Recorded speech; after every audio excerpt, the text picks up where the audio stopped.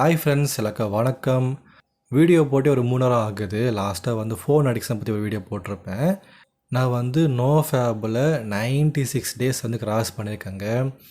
96 days நான் மாஸ்டர்வேஷனை பண்ணாமல் இருந்திருக்கிறேன். ரொம்ப பெருமையாக இருக்குது. ஆக்சுவலி இந்த 96 டேஸ் வரத்துக்கு ரொம்பவே ஸ்ட்ரகிள் பண்ணிட்டேன், ரொம்பவே கஷ்டப்பட்டுட்டேன். போன வருஷம் ஒரு 3 மாதம் பார்த்தீங்கன்னா ரொம்பவே டைட்டாக இருந்தது. அந்த ஒரு டைட்டான டைமில் பார்த்தீங்கன்னா எப்படி வந்துட்டேன், பிஸியாகவே இருப்பேன். அதனால வந்துட்டேன் ஈஸியாகவே. இந்த வாட்டி கொஞ்சம் கஷ்டமாக தான் இருந்தது.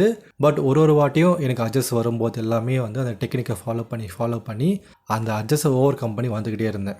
ப்ரோ, நீங்கள் இந்த 96 டேஸில் பானே பார்க்கலையா, மாஸ்டர்பேஷனே பண்ணலையா, நைட் ஃபாலே ஆகலையான்னு கேட்டிங்கன்னா நான் சொல்கிறேன். பான் அப்படின்றது பார்த்தீங்கன்னா எனக்கு அட்ஜஸ்ட் உருவாகி நான் பான் பார்த்ததே கிடையாது. டிவியில் வரக்கூடிய சீன்ஸு, யூடியூப் இந்த மாதிரி தாங்க. சோஷியல் மீடியா யூஸ் பண்ணும்போது அங்கங்கே பிட் அண்ட் பீசஸாக வரும் இல்லையா, அப்படி தான் நான் பான் பார்த்துட்டு இருந்தேன். அது பான் கிடையாது, ஒரு ஆபாசமான கண்டென்ட். அதை பார்த்துக்கிட்டு இருந்தேனே தவிர பானோகிராஃபியை நான் பார்க்கல. அப்படி ஒருவேளை பான் பார்த்துருந்தானா கூட கண்டிப்பாக ரிலாப்ஸ் ஆகிறதுன்னு வாய்ப்புகள் நிறையவே இருந்திருக்கும். நான் ஓப்பனாகவே சொல்கிறேன், ஒரு பான் அப்படின்றது உங்கள் மைண்டே சேஞ்ச் பண்ணக்கூடியது. நீங்கள் எவ்வளோ தான் கான்ஃபிடெண்ட்டாக இருந்தாலும், நீங்கள் நான் மாஸ்டர்பேஷன் பண்ணவே மாட்டேன்னு ஸ்ட்ராங்காக இருந்தாலும், ஒரு 10 நிமிஷம் உட்காந்து நீங்கள் பான் பார்த்தாலே நீங்கள் ரிலாப்ஸ் ஆகிடுவீங்க. இதுதான் உண்மை.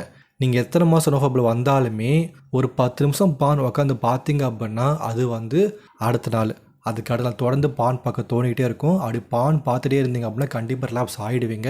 இதில் எந்த ஒரு மாற்று கருத்துமே கிடையாது. நீங்கள் தொடர்ச்சியாக பான் பார்க்கும்போது நீங்கள் நோஃபேபில் ஒரு 3 மாதம் வந்துட்டீங்க, 4-5 மாதம் வந்தால் கூட நீங்கள் ஸ்ட்ராங் நினச்சிட்டு இருப்பீங்க, நான் ரொம்ப ஸ்ட்ராங் நினச்சிட்டு இருப்பீங்க. ஆனால் அப்படி கிடையாது. நீங்கள் உங்களுக்கு அட்ஜஸ்ட் இன்க்ரீஸ் ஆகி நீங்கள் பான் ஒரு 10 நிமிஷம் 15 நிமிஷம் இல்லை ஒரு ½ அன் பார்த்தீங்கன்னா கண்டிப்பாக ரிலாப்ஸ் தான் ஆவீங்க. நான் பான் பார்ப்பேன் அடிக்க மாட்டேன்னா அப்படிலாம் கிடையாது. நீங்கள் பான் பார்த்தீங்க அப்படின்னா கண்டிப்பாக உங்களுடைய வில் பவர் அதை உடச்சி ரிலாப்ஸுக்கு கொண்டு போயிடும். ஸோ நோஃபேபில் கண்டிப்பாக நீங்கள் ஃபாலோ பண்ணக்கூடிய முக்கியமான விஷயம் பான் பார்க்கவே கூடாது.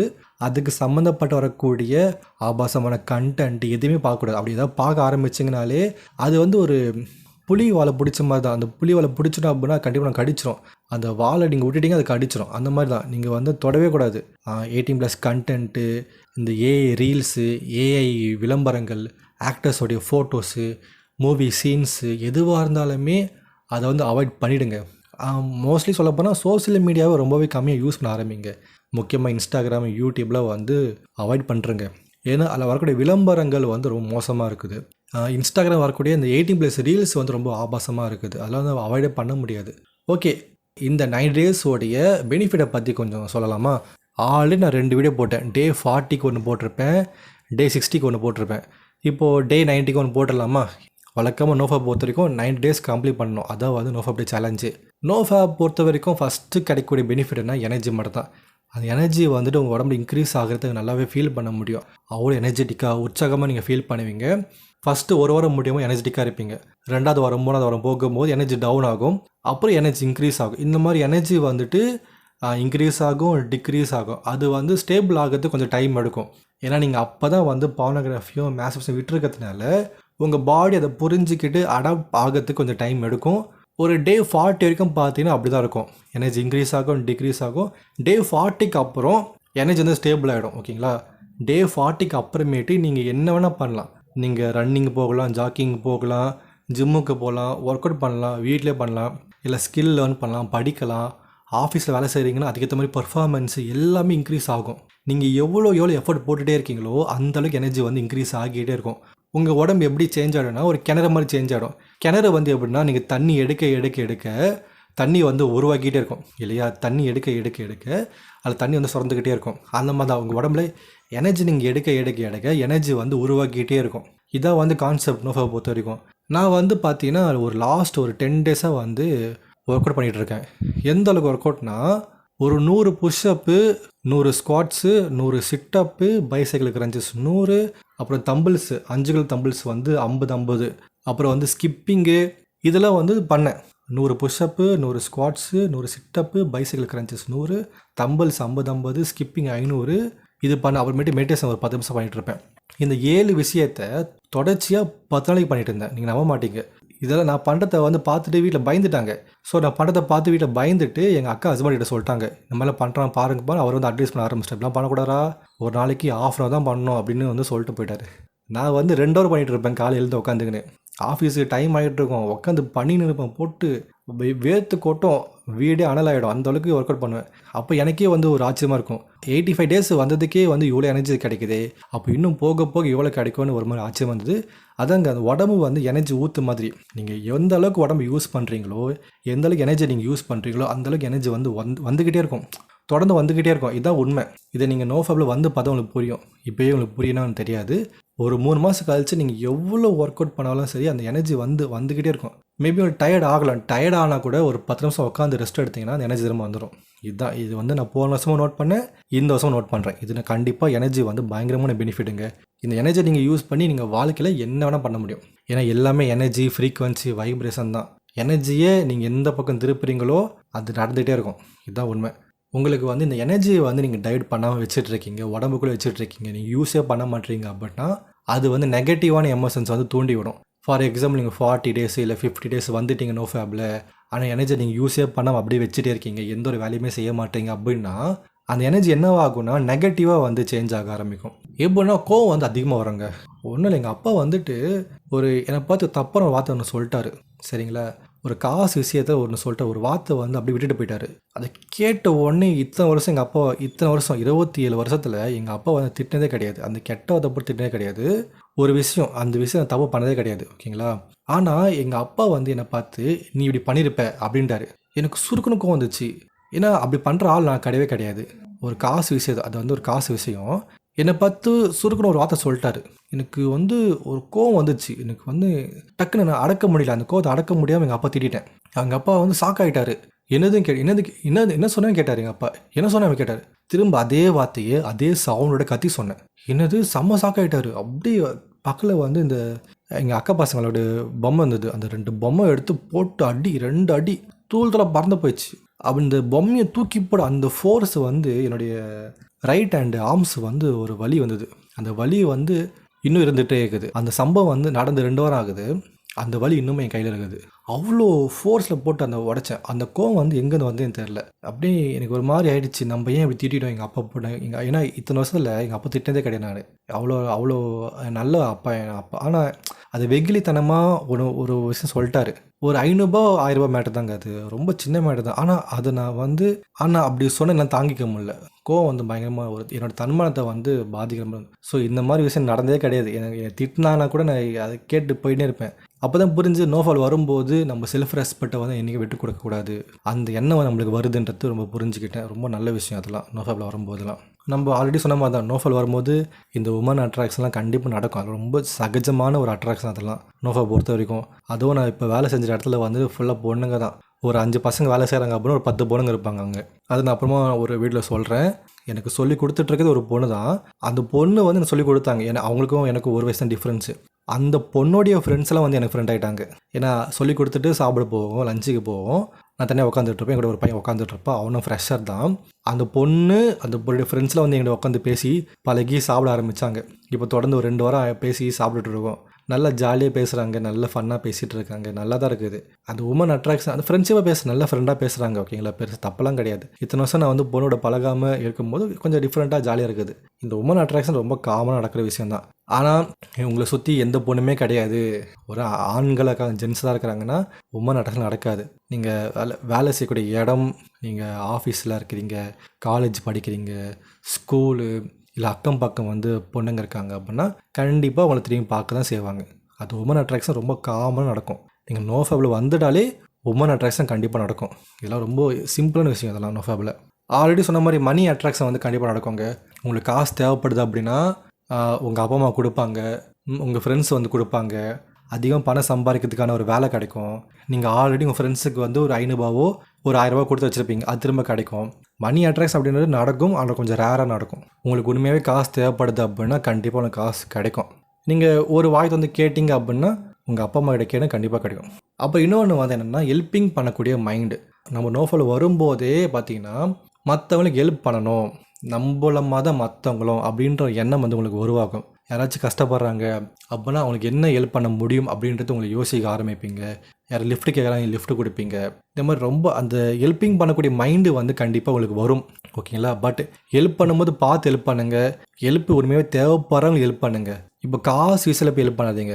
ஒருத்தர் வந்து காசு கேட்குறான், ரூ. 500 கேட்குறான், ரூ. 1000 கேட்குறான்னா எடுத்து கொடுத்துறாதீங்க. உடனே கொடுத்துறாதீங்க. ஏன்னா ஒரு ரூ. 1000 எடுத்து கொடுக்குறீங்க அப்படின்னா அது அப்படியே போயிடும். உங்களுக்கு திரும்ப வரத்துக்கு டைம் ஆகும். அது ஃப்ரெண்ட்ஸாக இருந்தாலும் சரி, யாராக இருந்தாலும் சரி. ஃப்ரெண்ட்ஸாக இருந்தீங்கன்னா உங்கள் ஃப்ரெண்ட்ஸ் ரொம்ப உங்களை ஈஸியாக எடுத்துப்பாங்க. நீங்கள் ஒன்ஸ் காசு கொடுத்துட்டீங்க அப்படின்னா திரும்ப வரத்துக்கு 2-3 மாதம் ஆகிடும். தெரியாதவங்களுக்கு காசு கொடுத்து ஹெல்ப் பண்ணவே பண்ணாதீங்க. ஓகேங்களா? அவங்க லிஃப்ட் கேட்குறாங்க அப்படின்னு லிஃப்ட் கொடுத்துருங்க. பைக்குக்கு பெட்ரோல் இல்லை, டோ பண்ண சொன்னால் டோ பண்ணுங்க. பட் காசு கொடுத்து ஹெல்ப் பண்ணி மாட்டிக்காதீங்க. எங்கேயுமே அது அந்த மாதிரி பண்ணாதீங்க. ஸோ பேசிக்காக நோ ஃபேபில் வரும்போது அந்த ஹெல்ப்பிங் டெண்டன்சி வந்து கண்டிப்பாக இன்க்ரீஸ் ஆகிருக்கும். அது நேச்சுரலாக நடக்கக்கூடிய ஒரு விஷயம் தான் அது. ஸோ இன்னொன்று பார்த்தீங்கன்னா, இந்த எக்ஸ் லவர் ஒருத்தங்க இருக்காங்க இல்லையா, நம்ம சண்டை போட்டு லவ் பண்ணியிருப்போம், ரொம்ப லவ் பண்ணியிருப்போம், டக்குன்னு சண்டை போட்டு பிரிஞ்சு போயிருப்பாங்க. அவங்க திரும்ப வந்து உங்கள்கிட்ட பேசுவாங்க. இது ஆல்ரெடி நான் சொல்லிட்டேன். அதுக்குன்னு 4-5 வருஷம் முன்னாடி பிரிஞ்சு போனால் வருவாங்கன்னா அப்படி கண்டிப்பாக நடக்காது. 4-5 வருஷம் முன்னாடி பிரிஞ்சு போனவங்களும் மேரேஜ் ஆகி குழந்தையா இருக்கும். அதனால எக்ஸ் லவர்லாம் வந்து பேசுகிறாங்க அப்படின்னா ஒரு 6 மாதம் கேப் இருக்குது அப்படின்னா கண்டிப்பாக பேசுவாங்க. அவங்க பேசாமல் போனால் கூட இங்கே போய் பேச ட்ரை பண்ணுங்கள். கண்டிப்பாக நீங்கள் பேச ட்ரை பண்ணால் கண்டிப்பாக வந்து பேசுவாங்க. அப்படி பேசும்போது உங்களுடைய அந்த சேஞ்சஸ் வந்து கண்டிப்பாக அவங்களுக்கு தெரியும். என்னடா சேஞ்சஸ் ஆகிருக்குன்னு தெரியும் அவங்களுக்கு. அப்புறம் நோ ஃபேபில் பார்த்தீங்கன்னா பேசிக்காகவே கிடைக்கக்கூடிய பெனிஃபிட் என்னென்னா கான்ஃபிடென்ஸ், தைரியம். அந்த யாரை பற்றும் பயப்படவே முடியாது. நம்மளுக்கு பயமே வராது. நம்மளாவே வந்துட்டு நம்ம லோவாக நினைக்கக்கூடாது. நீங்கள் உங்களை லோவாக நினச்சிங்கன்னா பயம் வந்துடும். நம்ம வந்து ரொம்ப பாவம் அப்படின்னு நினச்சி நீங்கள் பாவம் தான். அந்த கான்ஃபிடென்ஸ் எப்போ வரும் அப்படின்னா நம்ம தான்டா எல்லாமே அப்படின்னு நினைக்கும் போது அந்த கான்ஃபிடென்ஸே வரும். கான்ஃபிடென்ஸ், அந்த தைரியம், இந்த சோசியல் ஆங்ஸைட்லாம் சுத்தமாக இருக்கவே இருக்காது. அதெல்லாம் ஓடி போயிடும். சட்டையை கழட்டி போட்டு நடக்கிற அளவுக்கு தைரியம் வந்துடும். சட்டையை கழட்டி போட்டு, ஐயோ தப்பா இல்லைங்க, சட்டையை கழட்டி போட்டு நடக்கிற அளவுக்கு தைரியமாக இருப்பீங்க அப்படி சொல்ல வரேன். நெஞ்சை நிம்மதிக்கின்னு அந்த ஒரு நடையில் அந்த பாடி லாங்குவேஜே பயங்கரமாக சேஞ்ச் ஆகிருக்கும். நீங்கள் பேசுகிற வார்த்தைகள், நீங்கள் என்ன பேசுகிறீங்க அது தெளிவாகிடும். எல்லாமே பயங்கரமாக அந்த சேஞ்சஸ் வந்து நீங்கள் வந்து நோட் பண்ண முடியாது. அது போக போக போக தான் அந்த சேஞ்சஸ் வந்து வந்துகிட்டே இருக்கும். உங்கள் அப்பா அம்மா வந்து உங்களை டிஃப்ரெண்ட்டாக பார்ப்பாங்க. இன்னும் இவன் கொஞ்சம் சேஞ்சஸ் ஆகிட்டானே அப்படின்னு பார்ப்பாங்க. அந்த மாதிரி பயங்கரமாக சேஞ்சஸ் வந்து நடக்குங்க. அதெல்லாம் எங்களால் நோட் பண்ண முடியாது. போக போக போக நோ ஃபேபில் நிறைய நாள் வரும்போது எல்லாம் வந்து கண்டிப்பாக நடக்கும். அதுக்கடுத்து வந்து இந்த ஃபேஸ் வந்து க்ளோ ஆகுறது, அது வந்து ரொம்ப காமன். நான் வந்து 40 days வந்துட்டிங்கனாலே ஃபேஸ் வந்து க்ளோ ஆகிடும். எனக்கு வந்து பிம்பிள்ஸ் இருந்தது முகத்தில், அங்கங்கே பிம்பிள்ஸ் இருந்தது. பட் இப்போ வந்து மூஞ்சி வந்து மலமலன்னு ஆகிடுச்சு. கட்டியே இல்லை, சுத்தமாக கட்டியே இல்லை. அதுக்கு நீங்கள் வந்து எண்ணெய் ஐட்டம், இந்த பஜ்ஜி போண்டல் தொடர்ந்து சாப்பிட்டீங்கன்னா கண்டிப்பாக பிம்பிள்ஸ் வரும். நல்லா அவாய்ட் பண்ணிட்டேன். எண்ணெய் ஐட்டமே அவாய்ட் பண்ணிட்டேன். இந்த பிம்பிள்ஸ் சுத்தமாக வரத்தே கிடையாது. அப்போ இன்னும் நான் முதுகு பின்னாடி பார்த்தீங்கன்னா முதுகுலேருந்து கீழே வரைக்கும் எனக்கு வந்துட்டு கட்டி இருக்கும். அங்கங்கே கட்டி இருந்துகிட்டே இருக்கும். இது வந்து நான் அப்போது காலேஜ் படிக்கும் போது வந்த கட்டி. அதெல்லாம் அந்த மாஸ்டர்வேஷன் பண்ணும்போது வந்த கட்டிகள் அதெல்லாம். இப்போ வந்து பார்த்தா எனக்கு அது நோட்டே பண்ணல. அந்த டே 60s அப்படி தான் பார்த்தேன். கண்ணாடியில் வந்து பார்த்தா என்னடா முதுகு வந்து பலன்னு இருக்குதுன்னு பார்க்குறேன். கட்டி இல்லைங்க முதுகில். சுத்தமாக கட்டி வந்துட்டு போச்சுன்னா அங்கே டாட்டாக வரும் இல்லையா, பிளாக் கலரில், அதான் இருக்குது. புதுசாக எந்த ஒரு கட்டியுமே வரல. இருந்த கட்டி எல்லாமே காணாமல் போயிடுச்சு. ஸோ இந்த மாதிரி பாடியிலையும் மைண்ட்லேயும் வாழ்க்கையிலையுமே வந்து நிறைய சேஞ்சஸ் வந்துக்கிட்டே இருக்குது. இப்போ நான் ஃபீல் பண்ணுறேன் என்னென்னா, இந்த நோ ஃபேபை ஒரு 4 வருஷம் முன்னாடி ஃபாலோ பண்ணிக்கூடாதா? ஏன்னா இப்போது ஆகிற சேஞ்சஸ் வந்துட்டு அப்போயும் ஆயிருக்கும் இல்லையா. 2022 சேஞ்சஸ் ஆகியிருந்தது அப்படின்னா இந்நேரத்தை நான் எங்கேயோ போயிருப்பேன் வாழ்க்கையில். நோ ஃபேபை எப்படி ஃபாலோ பண்ணணும் அப்படின்ட்டு இப்போ தான் கற்றுக்கினேன். இதை ஒரு 4 வருஷம் முன்னாடி கற்றுருந்தேன்னா அன்றைக்கே வாழ்க்கை சேஞ்ச் ஆகிருக்கும். இன்றைக்கி நான் எங்கேயோ போயிருப்பேன். ஸோ அந்த டெக்னிக்கை கற்றுக்கிட்டு அதை அப்ளை பண்ணி அந்த அப்ளை பண்ண டெக்னிக் வந்து நல்ல ஒர்க் அவுட் ஆகிருக்குது. ஒரு 3 மாதம் வர முடியுது, என்னால் ஈஸியாக வர முடிஞ்சிச்சு. ஒரு நல்ல மாற்றங்க வாழ்க்கையில், நல்ல மாற்றம். என்ன வாழ்க்கைலாம் என்ன, அது எப்படி ஃபாலோ பண்ணணும்னு தெரிஞ்சுக்கிட்டேன். நான் சொல்கிறது உங்களுக்கு ரொம்ப சிம்பிள் தரேன். எனர்ஜி, பொண்ணுங்க உங்களை பார்க்குறது, மணி அட்ராக்ஷன் வரது, வேலை கிடைக்கிறது, வாழ்க்கை சேஞ்ச் ஆகிறது, பிரிஞ்சு போன எக்ஸவர் வந்து ஒன்றா சேர்றது, பிம்பிள்ஸ்லாம் இல்லாமல் ஃபேஸ் க்ளோ ஆகுறது, ஒர்க் அவுட் பண்ண திரும்ப ஒர்க் அவுட் பண்ணுற அளவுக்கு எனர்ஜி வருது. இது மாதிரி எல்லாமே வந்து உங்களுக்கு சிம்பிளாக தெரியலாம். ஆனால் இதெல்லாம் இல்லாமல் எவ்வளோ பேர் கஷ்டப்படுறாங்க தெரியுமா? நோ ஃபேபை ஃபாலோ பண்ண முடியாமல் எவ்வளோ கஷ்டப்படுறாங்க தெரியுமா மக்கள்? ஏன்னா அங்கே இருந்தால் நான் வந்திருக்கேன். 2021 நவம்பர் மாதம் ஸ்டார்ட் பண்ண நோ ஃபேபு 2022 ஜூன் மாதம் ஜூலை மாதம் வந்து 2 மாதம் ஃபாலோ பண்ணேன். அதுக்கு அடுத்து 2023 2024 2025 தான் 3 மாதம் வந்தேன். ஓகேங்களா? அது வந்து ஒரு ஏப்ரல் மே ஜூன் இருக்குன்னு நினைக்கிறேன். அப்புறமேட்டு 2026 இந்த வருஷம் மே மாதம், ஜூன் மாதம், ஜூலை மாதம், இப்போ ஆகஸ்ட், இந்த 3.5 மாதம் ஒழுங்காக ஃபாலோ பண்ணிகிட்டு இருக்கிறேன். ஸோ அந்த 5 வருஷம் எக்ஸ்பீரியன்ஸ், அந்த 5 வருஷம் அவ்வளோ ஃபெயிலியர், அவ்வளோ ரிலாப்ஸு, அவ்வளோ பான், அவ்வளோ ஃபோன் யூசேஜ், அவ்வளோ அசிங்கங்கள், அவ்வளோ அவமானங்கள் எல்லாத்தையும் தாங்கி என் வாழ்க்கை சேஞ்ச் ஆகிடும்னு ஒரு வாட்டியும் ட்ரை பண்ணி டே ஜீரோ வந்து நோ ஃபேப் எப்படி ஃபாலோ பண்ண தெரிஞ்சுக்கிறதுக்கு எனக்கு இத்தனை வருஷம் ஆகிடுச்சு. அதை தெரிஞ்சு புரிஞ்சு அறிஞ்சு அதை அனலைஸ் பண்ணி அந்த டெக்னிக் கண்டுபிடிச்சி அந்த டெக்னிக் அப்ளை பண்ணால மட்டும்தான் இன்னைக்கு வந்து 96 டேஸ் வந்திருக்கேன். ஸோ அந்த டெக்னிக்கை நான் உங்களுக்கு சொல்லிக் கொடுக்குறேன். பட் அது பெய்டு கோர்ஸ். உங்களால் எவ்வளோ செலவு பண்ணி அதை கற்றுக்க முடியுமோ அதை கற்றுக்கோங்க. உங்களால் எவ்வளோ அஃபோர்ட் பண்ண முடியுமோ அதை அஃபோர்ட் பண்ணி அந்த டெக்னிக் கற்றுக்கோங்க. ரொம்ப சிம்பிளான டெக்னிக்காக உங்களுக்கு பார்க்கறதுக்கு கேட்கறதுக்கு சிம்பிளாக தெரியும். ஒரு லெஃப்ட்டு ஒரு ரைட்டு, ஒரு நல்லவன் ஒரு கெட்டவன், அவ்வளோதான். அதில் நீங்கள் எப்படி அப்ளை பண்ணி அதை நீங்கள் கொண்டு வரீங்க தான் மேட்ரு. ரொம்ப சிம்பிளாக சொல்கிறேன். நல்லவன் கெட்டவன், லெஃப்ட்டு ரைட்டு, ஓகேங்களா? கான்சியஸு சப்கான்ஷியஸு அது வந்து நுனியிலே கட் பண்ணணும். அந்த நுனியிலே கட் பண்ணிங்க அப்படின்னா என்கிட்ட பே பண்ணி நீங்கள் அந்த டெக்னிக் கற்றுக்கிட்டீங்க அப்படின்னா சொல்லிக் கொடுக்குறேன். உங்கள் வாழ்க்கையை வாழ்கிறதுக்கு நோஃபாப் வந்து முக்கியம் அப்படின்னா நீங்கள் பே பண்ணி கற்றுக்கோங்க.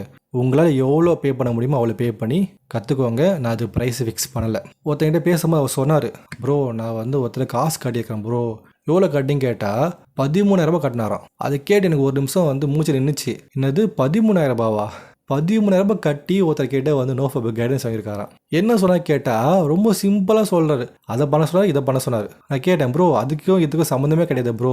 அவர் சொன்னதுக்கும் நோஃபாப்புக்கும் சம்மந்தமே கிடையாது. அந்த 5 டிப்ஸுக்கு 13,000 செலவு பண்ணியிருக்காரு. இதை கேட்டு ரொம்ப ஷாக் ஆகிட்டேன். அந்த 13,000 பே பண்ணி இவர் 23 டேஸ் தான் வந்தாராம். 1 மந்தோட வர முடியல இவரால். இன்னொருத்தங்க இருக்காங்க, அவங்க நடந்த கோர்ஸே வந்து 21 டேஸ் தான். அந்த 21 டேஸுக்கு ஒரு ஆளுக்கு 2,000 வாங்குறாங்க. ஸோ நானுமே எவ்வளோ வாங்கலாம் பிளான் பண்ணலை. ஸோ உண்மையாகவே உங்களுக்கு நோஃபாப் கோர்ஸ் வேணும், கற்றுக்க ஆசைப்பட்டீங்க அப்படின்னா எனக்கு வந்து கமெண்ட் பண்ணுங்கள். வாட்ஸ்அப் குரூப் இருக்குது, லிங்க்கில் இருக்குது, ஜாயின் பண்ணிக்க, என்கிட்ட கேளுங்க, பே பண்ணுங்க, நான் சொல்லிக் கொடுக்குறேன். ஓகேங்களா? இன்னொரு வீடியோவில் பார்க்கலாம். நன்றி, வணக்கம்.